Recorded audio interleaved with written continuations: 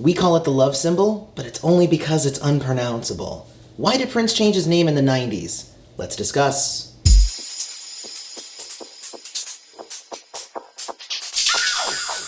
Hey everybody, it is Prince's friend exploring music through Prince. Follow me on Instagram and Twitter at PrincessFriendYT. On June 7th, 1993, Prince's 35th birthday, he literally became even more of an icon than he already was. That's the day that he changed his name to an unpronounceable symbol, and he released the following statement. It's an unpronounceable symbol whose meaning has not been identified. It's all about thinking in new ways, tuning in to a new frequency. Now, the love symbol that we all know is a combination of man, woman, and music. And it made its debut on the cover of the October release in 1992, which was the Love Symbol album, which of course also did not have an actual name, it was unpronounceable. It was also different than the symbol that he had used up to that point. He added in the swirl horn, which was to represent music. That made it unique. It made it Prince's and Prince's alone. And all of us had seen it, but now it was his name. This change catapulted Prince into a whole other stratosphere of musical icons, one we had never seen before that time. And it caused quite an uproar in pop culture. I mean, the media just didn't even know what to do with him. Prince was called crazy, he was called ridiculous, he was called every name in the book because he changed his name to something that people could not say. But the biggest problem that it created for the media was, what do we call you? Yeah. But it's hard to say the name because there's no way of pronouncing it. That's interesting, yeah. You see the problem? And for whom? I'm doing real good. Everything's all cool. Of course, they found a way around that, and they started calling him the artist formerly known as Prince, which was later shortened to the artist, even though he hated that. I didn't call him, his name wasn't Artie. Artie.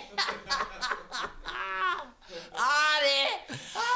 And oftentimes I also saw him referred to as TAFKAP, which is the acronym for the artist formerly known as Prince, but that always carried somewhat of a negative connotation.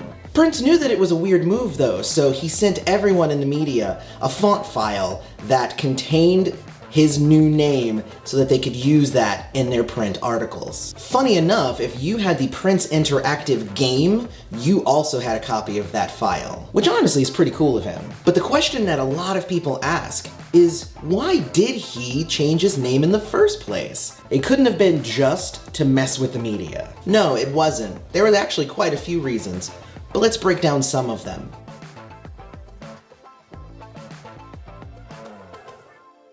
Let's talk about some of the spiritual reasons. Prince meditated on his name change a long time before it ever actually came to be. And there were definitely a number of spiritual reasons why he would make such a change. The first one is striving to be closer to God. A lot of people do this and hope to bring their mind, body, and spirit closer to their divine spirit. The body, of course, forever anchored Prince, but his mind and his spirit could be expanded. For the mind, that's where his initial statement comes from. It's all about thinking in new ways. And this kind of change, taking on a symbol as your name, an unpronounceable one at that, it opened him up to a brand new world of creativity and a host of new music. On a spiritual level, we need to look at the Bible. While the Old Testament would refer to God and write the divine's name, it was deemed that God's name was actually unpronounceable. While there have been some ways to say it, be it Jehovah or Yahweh or Tetragrammaton, for a lot of people, it's actually considered a sin to say God's name aloud. Some say it's because it's too sacred, while others say that because human language is so limited, there's no way that we could ever say God's name correctly. Thus, any pronunciation of God's name is a slight against him. It's mispronouncing God's name. And I know I hate it when people do that to me. But let's take a closer look at that now. By taking on what seems like such a small thing, the aspect of possessing an unpronounceable name, which can only be written and not spoken, yeah, that brings you closer to God. Now let's take a look at some of the personal reasons why Prince might have done this. Changing his name gave Prince the biggest boon he could have asked for at the time. It allowed him to disassociate and divorce himself from his old life. People can say something about Prince and it used to bother me.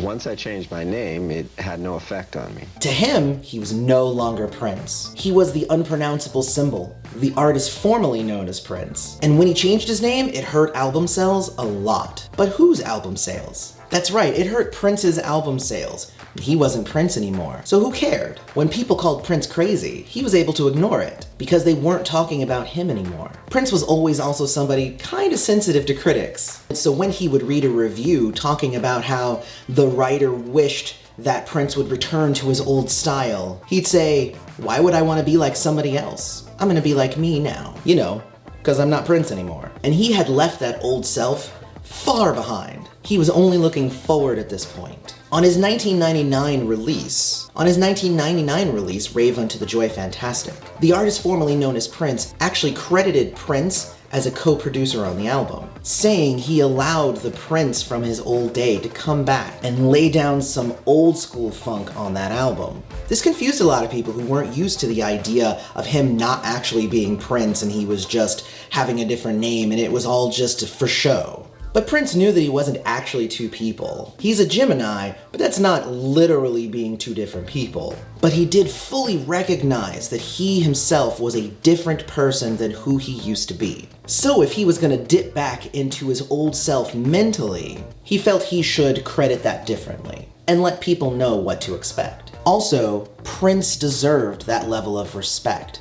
He had respect for his old self. The media didn't know what to do with him, but literally it was just him being him.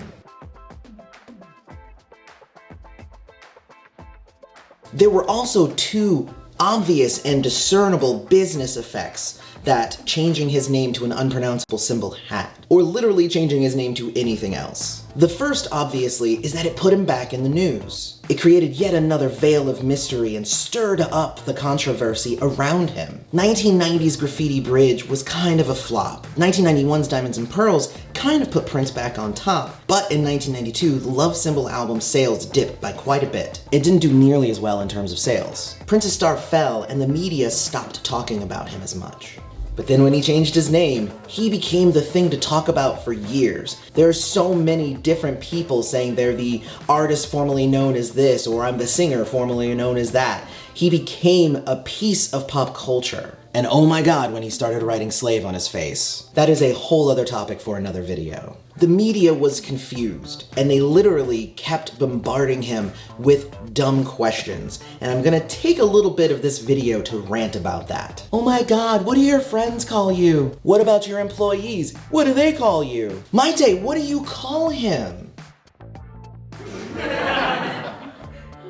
I've thought of this, and this is 100% the dumbest line of questions that anybody could ever have. For a man who's as awesome as Prince, if he is in your presence and you're going to take time out of your day to ask him this dumb question. If I needed to get your attention from across the room, what would I yell?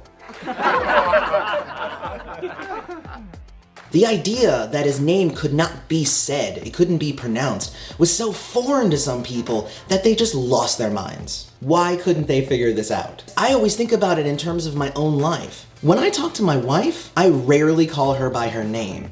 She's honey, she's baby, she's my dearest love, she's whatever I feel like calling her at the time.